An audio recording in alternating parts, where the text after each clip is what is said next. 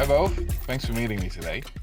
Now, you guys already have experience in terms of applying RFID in an AVR environment, and I very much appreciate the time that you're taking today to share your experiences with us. But before we start off, could you please introduce yourselves?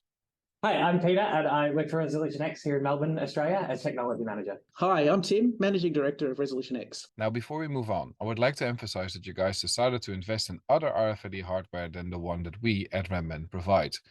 Now that's done. What made you guys decide to invest in RFID in the first place? In reality, when we moved into that space, it was about serializing the stock. It wasn't about RFID. When we started exploring what our options were with both barcoding and RFID, it became clear at this point in time that there was little cost saving in not implementing RFID, if that makes sense. So we were better off to implement both a barcode and an RFID at the same time. And we were more looking ultimately at future-proofing than we were at purely an RFID solution. In saying that, we saw the value in RFID being faster than just barcoding. And we've certainly seen that it can be faster in some circumstances.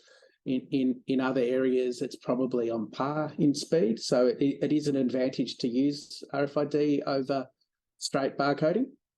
But yeah, ultimately that was how we started, was as a serialization project, and then looking at what was the best technical solution that we should implement at that time. I think too, with RFID, when we adopted RFID, it was still new to our industry, and it still is new to the industry. And so we made a decision to invest in the equipment that existed at the time, knowing that RFID is going to continue to develop, and solutions to problems we had would continue to develop. So when we've said up until now, we can't RFID this product because we can't get a tag XYZ, we knew that in 5-10 years, that may be on the market and we can solve the problem with it then. But as Tim said, it was way more about serialization as a whole than it was about implementing RFID. Ultimately, I think for us, it felt like a wasted opportunity to just put barcodes on things. So there was an opportunity to do more than that as part of serializing our stock. And then we've explored and tried to work out what our best options are with RFID. Obviously, we'd all love RFID to be the magic bullet of you wheel it through a gate into the truck and you wheel it through a gate out of the truck and that's your gig all done. But fundamentally, that's never going to be reliable enough for our industry with the variable nature of the stock that we all carry. But finding something that's real world and close to that solution is what we're trying to get to. When we spoke earlier, I heard you say you were running into the issue that the more taken your warehouse is, the less accurate your RFID readings are. Now, obviously, that's a big threat. Could you please elaborate on this? Yeah, well, certainly from my point of view, right from initial testing, the higher the density of RFID tags within the factory environment, the less accuracy you get. Basically, it seems obvious, but it's not until you put it into practice, I think, is probably the best way of thinking about it. So when you need it to be its most accurate and most efficient is when the environment creates the least accuracy. Peter, how do you feel about this from a more technical point of view? If you're next to equipment that's being prepped onto a job, then you run the risk of returning something before it even left. And so that's where the trouble comes in, because when we're so busily operating that we've got things coming in and things going and everything's next to each other, we lose the ability to have the space around where our RFID facilities are. There is arguments for exclusion zones, painting a 3x3 box on your floor and saying nothing else goes in this. This is where you do your scanning. Or, for example, this is where gates have a really good application because you can put projection on the sides of them and try and keep your antenna reading between the gates. But that's for us with the handhelds, that's the biggest challenge, is if you're too near something else, you're just going to end up scanning something you didn't mean to. What would be the best way to overcome all this, you think? At this point in time, we haven't really changed our workflow around RFID. So one of the next steps that we would like to explore would be what we were talking to you about, things like, is it possible to put cable through a conveyor type system? That needs a time and motion study to work out whether that can work for us. Do we turn our warehouse process upside down and make sure that we have an inwards and an outwards type process? And is there a way that we can create more of a workflow through a sort of gateway type system? We fundamentally didn't start RFID with either of those things in mind. We started RFID more with the approach of let's go down the handheld scanner path because it suited how we were working our warehouse space. But that's one of the next challenges that I see as we move forward, is to actually start to go, okay, right, now we understand the technology more. What about, do we need to change a little bit for the technology to gain the full benefit of it? And while you'd like to think that all modern technology, software, everything works to whatever way you want to work, I think that there might be an element of working to the way that the RFID will work most efficiently, and maybe we need to change our workflows. But that's the next step for us, is looking at how we work, how the workplace is laid out, how our workflow goes through the warehouse, and whether we can make efficiency gains based on changing some of those procedures. Now, despite that this is your experiences, would you say you're still achieving the objective that you had, improving the traceability of your high-valued assets? I think we're already achieving that now. Yeah. It's not, I don't think we're at the point where we're happy with what we're doing, but we're at a point where we're substantially better than where we were before we were serialized.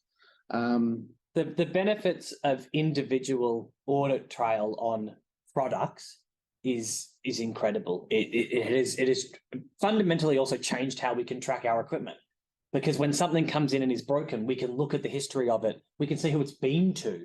So if a same client is having an issue with a product, we can go back and actually see that too, that they've had that product and that's had issues. Like it was all serialization driven. RFID just happened to be on the market and ready for us to deploy. Did RFID make you consider to serialize your entire inventory, meaning cables included? In an ideal world, yes, everything would be serialized, but I think there's a trade-off in cost. So in a way, fully serialized cable in our environment would probably cost us more to prep and return in time. It would be slightly slower than what we do now, but we would pick up the advantage of returning jobs quicker through the system and things like that as far as administration goes. So to me, that comes down to a cost versus benefit decision. At the moment, I would say the cost does not provide us with enough benefit to justify serializing cable.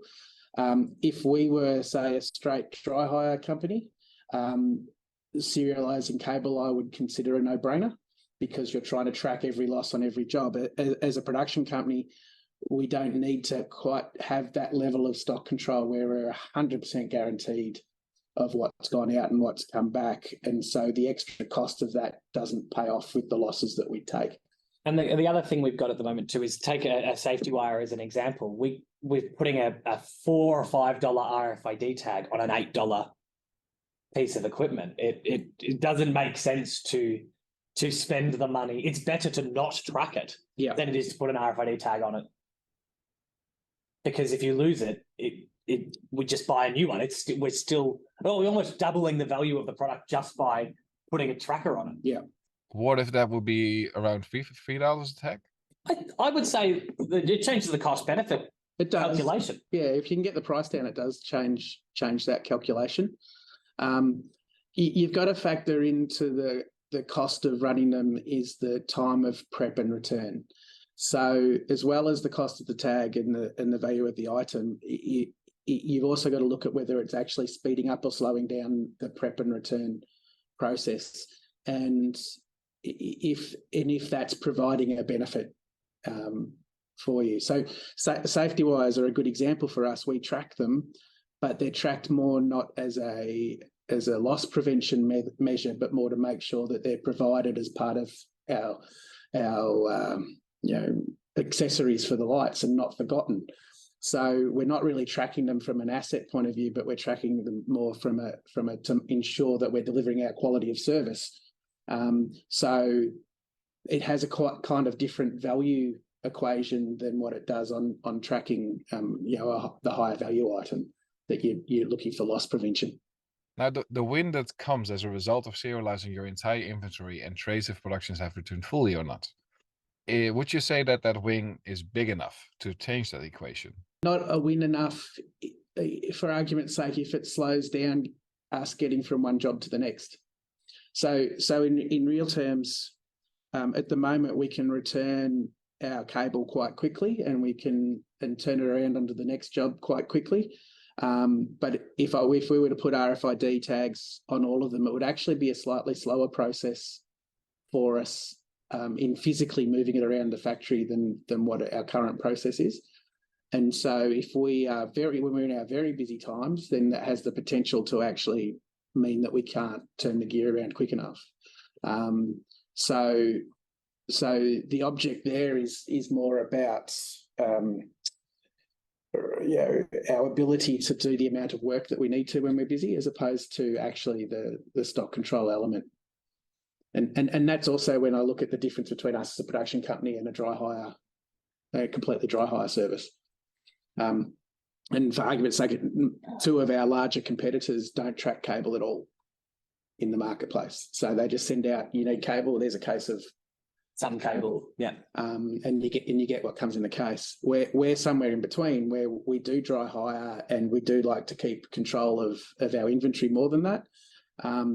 And so we sit somewhere in the middle of those two models. And if you like, part of our compromise there is to make sure that we can turn it around quickly, which isn't to slowing down with serializing that stock. Do you believe there are side achievements towards RFID? I think they'll be still to come. Yeah, I don't think we've discovered side. I think we were talking about this earlier. We tested for so long that we knew exactly what we were getting into. Yeah. So if there were any side benefits, they are 4 years ago now. We've forgotten what those are. I would probably agree with that. Yeah. Again, it's hard to differentiate the side benefits between serialization and RFID. Because for us, it's been both of that at the same time. We did have one. We use it very, very sparingly, but the ability to go looking for a tag with the RFID reader has actually come in handy a few times when we're looking for a specific unit. Yeah, and again, that would probably evolve further for us when we serialize drapes and some of those products that are a bit more specific. And so in some areas, there's probably improvements to come for us. But I can certainly see when we get to those sort of products, soft goods and things like that, I can see a huge advantage for us in RFID. Thanks, guys. Just one more last question. Do you have any advice to other AV professionals that are consider using RFID? It's really a boots and all decision. So if you're going to go down the RFID path, you really need to commit, basically, and running it on some products and not others. So if you're already serialized and you want to put RFID on some products, so again, if you were a production company with soft goods and audio and lighting, yes, you could completely do soft goods, but the advantages doesn't come in until you run it across all your inventory. So it really is committing to it and then running it through. There's a little bit of that same discussion about cable and serialization and the rest of the stock. How far do you take it? Well, from an RFID point of view, you really want to take it to all of your main serialized stock so that your workflow is the same for all of your equipment. I think very much the same. I think we talked about it earlier and Tim mentioned it before. It's not a magic bullet. It doesn't solve all your problems. In fact, it might create more than you think it does. As we were talking about earlier, the space around your scanning, you've got to know what you're getting into. So really test it is the best thing we can say is get the hardware you want to use and go hands-on with it. find out how it behaves in your space or spaces. Because as we said, there's things that make sense but don't really make sense until you're doing it, like not being able to be around things.